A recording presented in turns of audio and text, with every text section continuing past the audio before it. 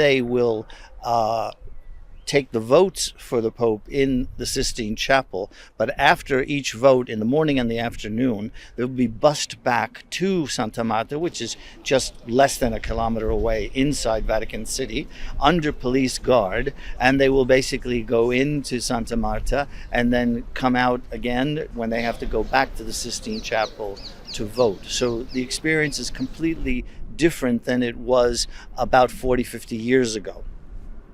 In Santa Marta, which is where the cardinals will be residing, they will have more or less a normal life in the sense that they could walk around in their clergymen, which is basically just a jacket and pants and, if they want, a cassock.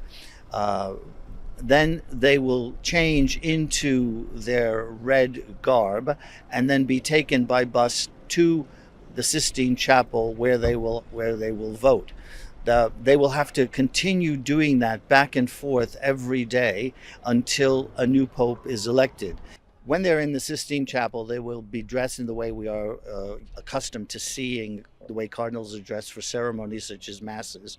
They will have a red cassock on, a white overgarment, which is known as a surplice, and they will wear their red zucchetto, which is the little cap which they wear, and that will be taking part during the that's the way they will dress during the voting sessions.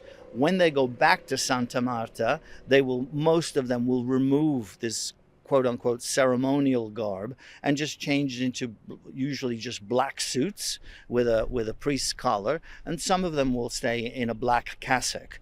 Between those morning and afternoon sessions, they will be bussed back to Santa Marta, where they will continue in their seclusion.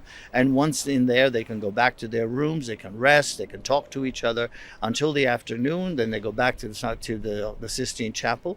In the evening, the same thing. They go back from the Sistine Chapel in the buses to Santa Marta, have dinner, and they can stay up as long as they want. There's no curfew of that kind, with meetings, talking to each other, and then on the next day they start the routine all over again until a pope has been elected. They could talk in the hallways of the meeting rooms, or talk in groups, for example, national groups. The Americans can have a little meeting, the Latin Americans can have another meeting, the French could have their own meeting, and so they can decide on which way the conclave is going.